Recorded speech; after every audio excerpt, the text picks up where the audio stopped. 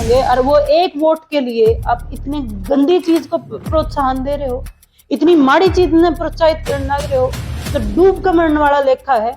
मैं इस लड़ाई को लड़ूंगी।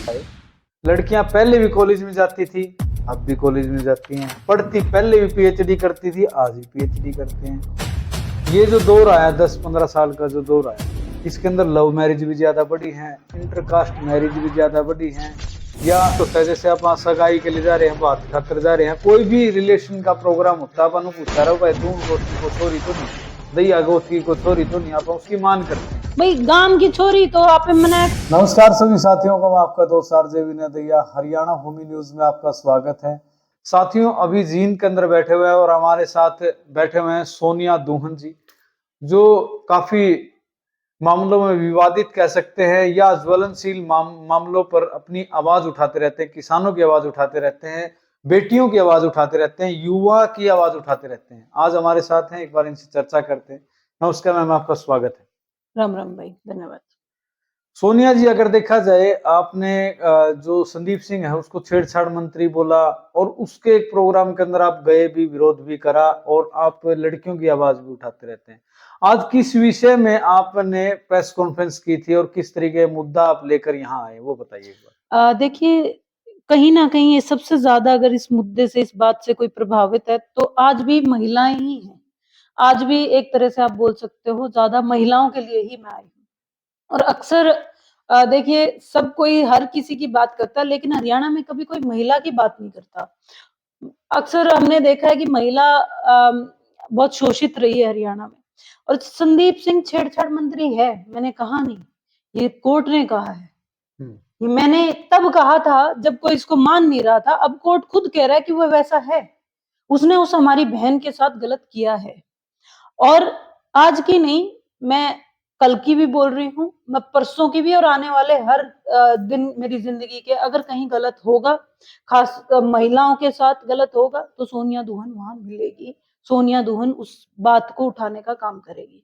आज मैं जिस चीज के लिए आप लोगों के बीच में आई हूँ, ये समाज की बात है, ये हमारी संस्कृति की बात है, ये हमारे भाईचारे की बात है, ये हमारी परंपरा की बात है। आप लोगों ने देखा है कि सदियों से, हजारों सालों से, जब से हम हरियाणवी हैं, इस वजूद में हैं, तब से हम अपने एक भाईचारे की परंपरा को आगे लेके चले हैं, जिसमें हमने ना कभी समगोत्र विवाह किया है। समगोत्र माने एक गोत में, ना अपन कदे एक गांव में ब्याह कराया है, ना अपन कदे अपने गुआंढा में ब्याह कराया है। गुआंढ मतलब जो सीमा लाग है, जिन तय अपने गांव की सीम में ले, इन तीन चीजों में आपने कदे भी ब्याह नहीं करा। क्यों? आप भाईचारा बरता। गांव में न्यू क्या करें, भी 36 बिरादरी की दी बेटी सबकी दी बेटी हो गए। तो जब वह सबकी दी बेटी होगी तो उसके साथ कोई और रिश्ता कैसे हो सकता है? ऐसे ही एक गोत में, भाई एक गोत में भी सारा की भी गोत की बेबे, सबकी बेबे भी आप गोत की आपन है, दूसरा छोर पे भी मिल जाए तो आप मान कर क्या वहां। और ऐसे ही गुआंढ गुआंढ नांगला अपना सदियां तन्योंदा निंदार है, आना जाना है। गांव में गुआंढ में तो कोई फर्क ही नहीं होता। गांव में ऐसा भी होता है, जैसे आप सगाई के लिए जा रहे हैं, बात खातर जा रहे हैं, कोई भी रिलेशन का प्रोग्राम होता है, अपन पूछा रहा भाई दून गोथी को छोरी तो नहीं, दैया गोथी को छोरी तो नहीं, आप उसकी मान करते हैं। भाई गांव की छोरी तो आप मना का ध्यानी मना का वहां, फिर अपने गोद की ध्यानी मना वहां, फिर आप अपनी गुआंढ की भी ध्यानी मना वहां। भाई जो गरीब मैं सामाजिक जीवन में हूँ, मैंने कोई बडाले की पैजे, वह मेरी बुआ लागे है, और वह मैंने इतना ही चाहते मिलेगी जितना किसे, अभी मैं हूँ पेटवाड़ की, लेकिन हमारी सीम मिले है, वह मैंने उतना ही चाहते मिलेगी जितनी वह खुद की भतीजी ने मिले। बिल्कुल बिल्कुल। तो मेरा मुद्दा ये है, जो ये तीन चीजें हैं, एक गोत्र, एक गांव और सीमावर्ती गांव गुहांड जो भी कह लो, इनमें शादी नहीं होनी चाहिए। ये जो सरकार करने लग रही है, सरकार आए दिन बच्चों को प्रोटेक्शन देती है और हमारे कल्चर को, हमारी नस्ल को खराब करने का काम। सोनिया जी, एक बात है, जैसे आपने 3 मुद्दे उठाए, लड़कियां पहले भी कॉलेज में जाती थी, अब भी कॉलेज में जाती हैं, पढ़ती पहले भी पीएचडी करती थी, आज भी पीएचडी करते हैं। ये जो दौर आया 10-15 साल का जो दौर आया, इसके अंदर लव मैरिज भी ज्यादा बढ़ी है, इंटरकास्ट मैरिज भी ज्यादा बढ़ी है, या जातिगत भी बढ़ी है, और दूसरे गोत्र की वजह, मतलब अपने खुद के गोत्र में भी शादियां बढ़ी हैं, गांव गुआंढ में भी ज्यादा बढ़ी हैं। क्या कारण मानते हैं इन सारी चीजों का? देखिए जी, कारण साफ है। अगर सरकार पहले ही कानून बना देती, देखिए साफ साफ लिखा हुआ है, बोला हुआ है कि सरकारें, कोई भी स्टेट गवर्नमेंट अपने हिसाब से अपना कल्चरल ग्राउंड्स पे कह लीजिए या किसी और ग्राउंड पे अपना मैरिज एक्ट बना सकती है। बहुत सारे स्टेट्स का खुद का मैरिज एक्ट है। हमारी सरकार ने कभी इस तरफ ध्यान ही नहीं दिया। हमारे जो लीडर थे, हमारे जो माननीय मुख्यमंत्री हैं मनोहर लाल खट्टर, उन्हें ये कुरीति नजर नहीं आती। उन्हें ये बात लगती नहीं है कि इस पे काम करना चाहिए। हालांकि ये इतनी बड़ी कुरीति हो चुकी है, गांव की गांव में आपस में इतने मुंडे बैर बंध रहे हैं, ये बड़का की कुछ गलत स्टेप उठाने की वजह से दो परिवार, दो खानदान, दो कुनबे आपस में एक दूसरे के एक चीज और बैरी बताइए, हो रहे हैं। एक चीज और पूछना चाहूंगा।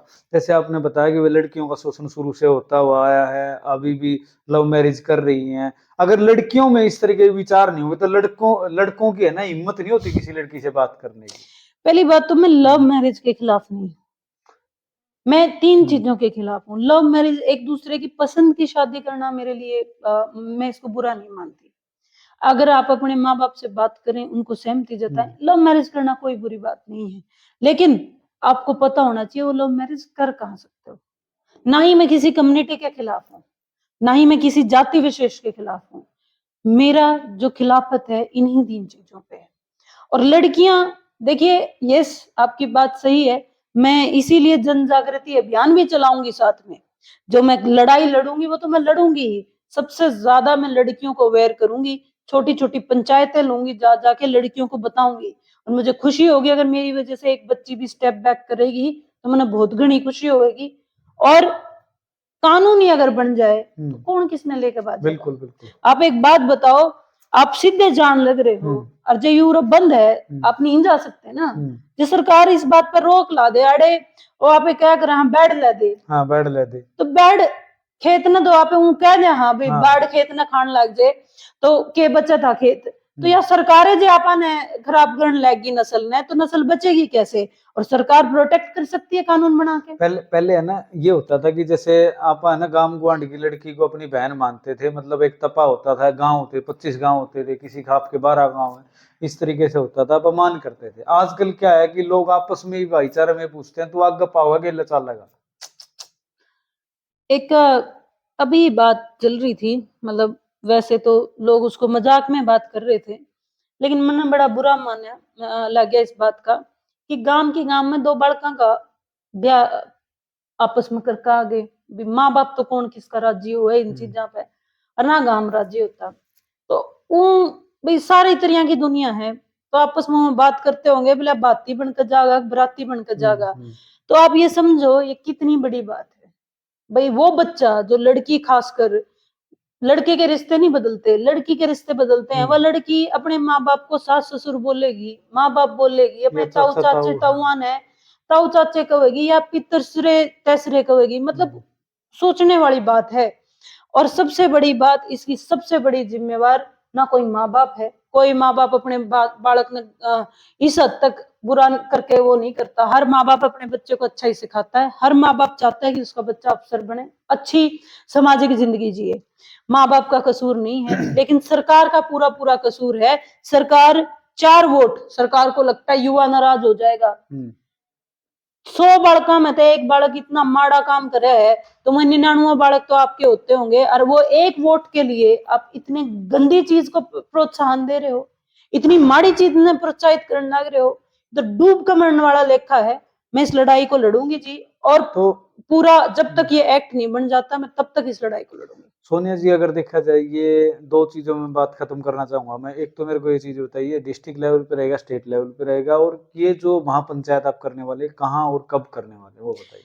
सबसे बड़ी बात तो ये डिस्ट्रिक्ट लेवल की नहीं है, स्टेट लेवल की महापंचायत है। और आगे भी मैं पूरे स्टेट में यह लड़ूंगी, क्योंकि यह मेरी कल्ली की लड़ाई नहीं है।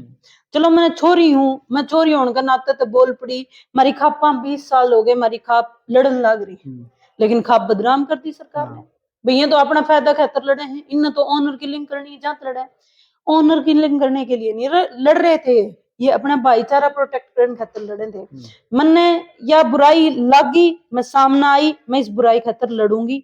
और मैं तो आज उरे साथ मांगन आई हूँ, अपनी खापा का, अपने सामाजिक संगठना का, अपना हर इंसान का। सबका घर में दी बेटी हैं, सबका घर में बेटे हैं, और सबको अच्छा एक उनका आगे जीवन चाहिए। तो हम लड़ेंगे और सरकार से ये एक्ट बनवाने का काम करेंगे। और इसकी शुरुआत हम 1 नवंबर से कर रहे हैं। एक महापंचायत बुलाई गई है जिसमें हमने सारे हरियाणा के खापों को निमंत्रण भेजा है, सारे किसान संगठनों को निमंत्रण भेजा है, सारे हमने सामाजिक संगठनों को निमंत्रण भेजा है। वहां हम इस लड़ाई की शुरुआत करेंगे, जो कि 1 नवंबर हरियाणा दिवस पे ही रखी है, क्योंकि हरियाणा जब बना था ना तो इसी भाईचारे पे बना था। बिल्कुल बिल्कुल। तो 1 नवंबर के दिन नाणंद में ये रखी गई है। इसका वेन्यू है दादा देवराज धर्मशाला, जो अनाज मंडी के सामने है। सवेरे 10 बजे तक ये पंचायत शुरू हो जाएगी।